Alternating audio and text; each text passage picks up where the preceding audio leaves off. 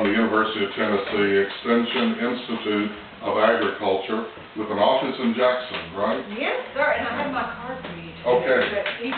Okay, great. Amy Hastings Eliza, and Family and Consumer Sciences, Madison County UT Extension Institute of Agriculture. We're happy to have you. We heard about you from Deborah Montague. Absolutely. And Deborah should be here in just a few moments. I understand Deborah has been running commercials for you. Yes, I will show it to you all in case y'all haven't seen it. Okay. So we're glad you're here, and we give you this time, and if others come in as you're talking... That's perfectly all right. Fantastic. Perfectly all right. Well, thank you. Like you said, I am Amy Eliza. I'm with the University of Tennessee Extension. I have been I've been working here in Madison County for about 20 years, and teaching nutrition, money management, food safety, food preservation, all those kinds of things for all that time. In the last year and a half, I have begun a new collaboration. I worked with the health department here in town for many years, but we started working with Union University, as you all may be aware. They have a school of pharmacy there now out at Union.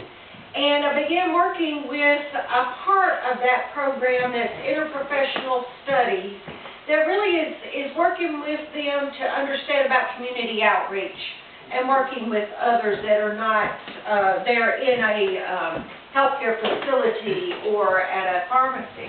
And so we have collaborated to form a program called Stop Diabetes. And Ms. Deborah, I think it comes of diabetes education classes I did in the past, where I did lots of cooking. We'll get to that in a minute. Not so much of the cooking part this time, but we do talk about it. So, but that's kind of how she and I have known each other over quite a few years, actually. And there she is. I was just talking about you. What are you talking about? It was good, Miss Deborah. Well, you know I was coming. I knew you were. So I've got a handout for you all. I see some of you taking notes. Let me pass out a few of these. Now you've got to promise that you'll pay attention to what I'm saying and not just read, because I am a teacher. You know, Miss Deborah's giving me a thumbs up on that. So, and I'll give you the rest of them in case anybody else comes in and you can help me with that. All right. So, like I said, I have the logos of the three organizations that are collaborating on the program. Each brings a special part to that. And as we talk a little bit about the program, we'll get into that. So let's get started. Today we kind of have I'm going to give you the overview of what Stop Diabetes is, a few facts about diabetes, and my reason for doing that is I know that you all are well aware, and the reason that we're really targeting African American congregations with this program because we understand the disparity and that it is more prevalent. But I'm going to give you all some facts about that, hopefully to encourage you to invite more to this program, okay? And then also talk about how insulin works or doesn't. It may be a reminder, but that's okay. That can help you even in talking with others and encouraging them to come out to the program. So the objectives of the Stop Diabetes program are really threefold from my point of view. It is to improve diabetes self-care for people who already have type 2 diabetes.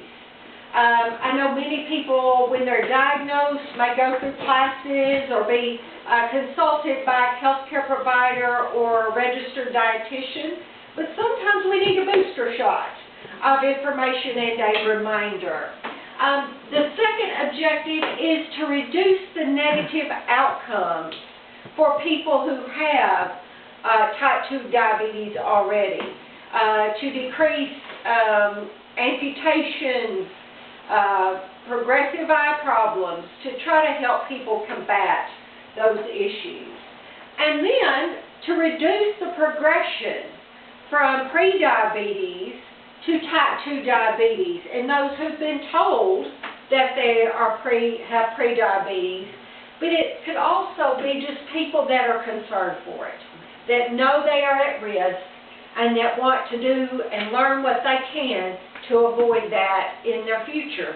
The great news is, it can be avoided. The great news also is that for people who are on medication, who are not yet insulin dependent, the amount of medication they're taking can be reduced. And many people, it's not true for everyone, but let me give you this for example. There was a lady that Extension worked with over in Dyer County. She was part of a diabetes support group. And I happened to be speaking to the group about making jams and jellies with reduced sugar. Okay, that was why I happened to be there. My coworker invited me to come and teach that. The lady that was there, I got the backstory later. I'm going to tell you the backstory first to make it all make sense. She had had diabetes for 15 years, 20 years, been on medication the majority of that time. She was not on insulin, but she was on medication. Her knees hurt. She needed knee replacement. The doctor said, I'm not doing knee replacement until what? Lose weight. And so her knees hurt. She was overweight. It was hard to want to get physical activity. But she did have the resource and opportunity to get to a swimming pool. So that, was easier on her joints to be able to do that. She lost enough weight, the doctor did the surgery so she could walk. Over the time, I don't know exactly how much weight she lost, and that really is not the significant thing. The significant thing is that she went from, and she was on insulin, I said that wrong, my apologies. She went from being on 100 units of insulin a day, she had gone down to 6 units of insulin a day. She was excited at that meeting. This is what she told at the meeting. That's why I had to have the backstory. She told the group, she said, I'm going back to my doctor tomorrow. There is a chance I'm coming off insulin. In her case. That's not true for everybody, but it points to the fact it's possible. It is possible. So that's why this is so important to me. It's why I'm so passionate about it. People often say it's too expensive to eat healthy, and it could be, depending on the situation. But I also say, well, it's going to be real expensive to pay for medication someday. You can choose now or later. So, anyhow, that's kind of what I say to young folks who think, it's not going to happen to me. Anyway. Because I'm not a young folk anymore, and I've learned it's going to happen to you. So one thing I did want to point out, let me back up. Does anybody have a question on our objectives? Okay. What Stop Diabetes is not. It is not meant to take the place of what your health care team is telling you. Okay? It's not meant to take the place of that. Now, I will tell you, when we have the folks from Union, the pharmacy students and those folks, they have the ability to talk to you about your medication to help you know questions to ask your health care providers, okay? So, they may say, if you're experiencing a certain situation or symptom, they may say, well, ask them this, ask them that, okay? So that's part of that, being able to advocate for yourself. So the way that Stop Diabetes works, we meet, it could be one time a month, it could be on a different basis, depending on what the group wants. If you all said, for example, and I'm not suggesting this necessarily, if you said, we want to meet every Saturday, well, that's probably going to be about 9 weeks. You may or may not want to give up 9 Saturday mornings. You may say every other week on a Tuesday evening. Whatever works for you all is what we would do. Some groups say, and I'll tell you all, we've done this, we are about 2/3 of the way finished with Pilgrim's Rest Baptist Church. We met once a month with them on the first Wednesday when they already had something built in. So we meet on some kind of time frame. It's not a one-shot deal, because, you know, the more we hear things, it builds on it, and we can get more from it. In the sessions, we do talk about food choices, carbs, fats, sodium. We talk about recipes, we taste test things, and I recognize sometimes, those of you who are here, you may already be doing a lot of the positive things. It may be people who you can invite, somebody's shaking their trying to, aware of, okay? But what we talk about in the sessions is the things to encourage you to implement something new that you think you can do, and then keep going with it for a time period. Another portion of this is the self-care that we talked about. Stress, foot care, physical activity, eyesight, eye care. And so we are able to use Union to do some of the parts that have to do with self-care, and the health department does some of those parts. At the health department, I don't know if any of you all know Quill Brabham or Amanda Johnson, but they are both certified doing Living Well with Diabetes. And so that's a part that they play in the program. Any questions or comments at this time? Okay. We might finish more quickly because y'all are so quiet. Okay. So I mentioned that part of what I wanted to do today was to talk about a snapshot of diabetes in our country. 29.1 million people have diabetes. It's about 1 of every 11 people. Now this is general, nationwide, all races, genders, everybody. The scary part is that 1 in 4 people do not know they have it. That's scary. All right. 2 out of every 5 Americans are expected to develop diabetes in their lifetime. 40%. That's a lot. That's a lot of people. Pre-diabetes, I did talk about that, and that's when the blood sugar is elevated, but not to the point of being diagnosed as having diabetes. This is a critical time when people could implement some lifestyle changes and keep it from ever happening. You know, weight loss, physical activity helps with the weight loss, food choices, but particularly physical activity and weight loss. So, few statistics on that. 86 million people, 1 out of 3, have prediabetes.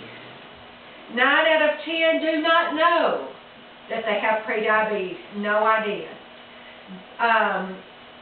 They may be experiencing a few symptoms, and for whatever reason, they don't recognize them as symptoms of diabetes, such as thirst and so forth. They may not recognize it, or they may not want to admit it. You know, every human being looks at issues differently. And it has to do with our upbringing. Some people want to avoid negative things, and if I don't think about it, it won't happen, right?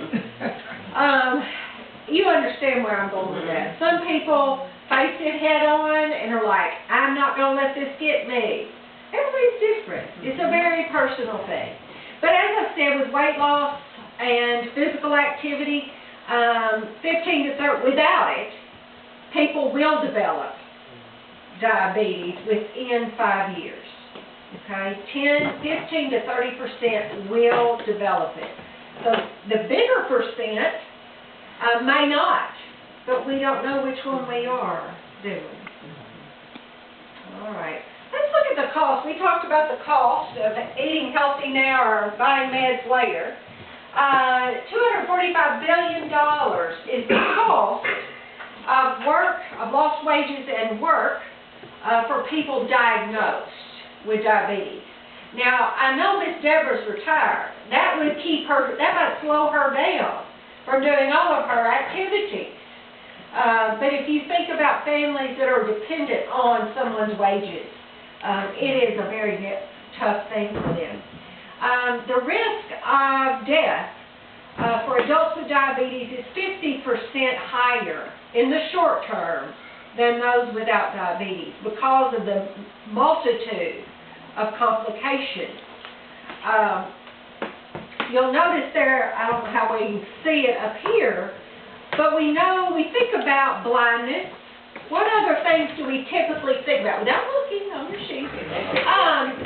What things do we typically think about as some of the outcomes that people deal with when they have diabetes? Loss of limbs. Loss of limbs, amputation, Kidney failure. kidney failure. What else? Is there anything else?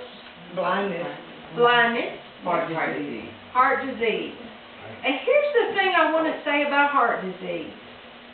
People with diabetes are more likely to die from complications related to heart disease, stroke, any of those things than they are from the diabetes.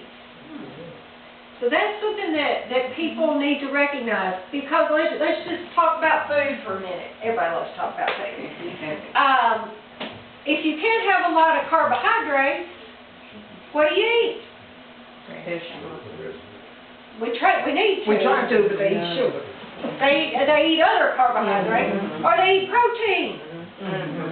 Depending on how that protein food, what it is, or how it's prepared, and even how we prepare those vegetables. If we fry them, if we put lots of tasty fats in them, that's not helping with heart disease. The salt, all of those things. So that's really what kind of happens. You know, people are told, don't eat carbohydrates, so they shift to something else that causes other problems for them. So, any questions on that? See, I knew y'all knew the answer. I wanted to talk just a minute, and I mentioned this earlier. Part of the reason that we do target this to African American congregations, this shows you, this was 2004 information, so it's a few years old now, but it's the latest I could get when I was pulling this together a year ago when we were getting started. You can see there the difference in the prevalence per 100 people. For African American men, it's 9.2. For Caucasian or white men, it's 6.3. Now, how they got 0.3 people, I don't know. They do that with everyone else, but you can see the difference there. Part of this is genetics that we can't do anything about. Some of the genetics has to do with just that person, whether they are Caucasian or African American. You know, I was talking about my dad a few minutes ago. He's 95. I got some good DNA from him, and that encourages me to try to take care of it. You know, there's a commercial that's been on. I don't know if any of you see it, and you think it's about you only get one car. I don't know if y'all seen that. It's a young, I don't know, 20-year-old. You only get one car. Pick well. You know, it's kind of. And it's saying, I think they say, but the fact is you get more than one car in your lifetime, but you only get one body. You know that. And I forget what they're even actually advertising, but that makes that point. There's some things we can't do anything about. But when it comes to diabetes, there are things that we can do. So that's kind of what this is all about, reminding people what they are, encouraging them to find what they can implement, and helping this group that participates to encourage one another, because you are a church community. And I'll talk a few minutes about some other things we can do without even doing classes here that might be an encouragement to the group. Any questions or comments at this point? I do that so I'm getting 6 points. In case y'all hadn't figured that out. And by the way, I love your Tennessee RPT. Did you watch the boys thing last night? Yes. Oh, yeah. Okay. Do you watch the Lady Ball? Oh, yeah. Okay. Daddy married a younger woman. She's 81. She went to UT when Johnny Majors played football. She loves football, but she was a basketball player. She is standing up yelling during games. And Daddy, he's really fed up with the girls. I think he takes the hearing aids out when they're playing, but when the boys are playing, he is after them. So, they are getting some coaches from Henry County. Anyway, all right. So I wanted to talk a little bit, we talked about weight loss, physical activity, and the whole idea of some of these issues, regardless of race, we see more of it here in the South. And this slide doesn't look like it's very clear. It's clear from back here. Is it okay? All right, okay. I know you can't read every little thing, and you don't need to. You can see the colors. But this is showing the increase, you can see down here on this chart, of obesity. BMI is higher than 30. This is 1990. That's about the time that they started keeping up with this stuff. Okay? Here we are in 2016. And look at BMI. You can see It went up that much? it's gone up that much. This is like the average. The average was about 11% of the people, nationwide in 1990. Now it's about 34%. A third of all people are obese. Now, this is using, let me say a few things about BMI. I'm giving y'all some little mini lessons in this whole thing. Body mass index is the relationship of a person's height to weight. Okay, relationship of height to weight. The place where it's a problem, where it doesn't apply, is for muscular athletes. They've got, they may not be overweight, but they've got very developed muscles, and they weigh as well. Okay, so for our football players that are actively working out, training, this doesn't really apply to them. Now, when they quit, they better watch out. So, but here's what I wanted to point out to you. You'll notice here these colors, 0 to almost 10% is a light blue. I don't see any light blue anywhere. 10 to 15 is a light green. I don't see any of that. Let's hop on up here to 20 to 25. Colorado. Look like that. Rhode Island. One of those states up there. And one of those islands down there. Yeah, and Hawaii. 25 to 30% of the people, you can see out west, up there, Florida, they get outside a lot. That helps them, doesn't it? 30 to 35% red states. Tennessee. And Tennessee's red. Is red. 35% plus Louisiana, Arkansas, Mississippi, Alabama, West Virginia. They're not far from us, are they? And I will tell you all, when this started, in 1990, when they started, and if you went on YouTube, if you were interested to see how this progressed, they have screenshots that show the states becoming more different colors. These are the states where it started. I mean, it started here in the southern states, and Tennessee's right there behind us. So, I think most all of us, we can say why we think it's happened. Why do we think it's happened? There's no right or wrong answer. I think one of the reasons is that as the electronic world gets better, and we spend our time on our phones playing games, or the whatever those things are they connect to the TV, we don't go outside and move around. Right. We are sedimentary That's right. in one spot. That's right. That's one of them.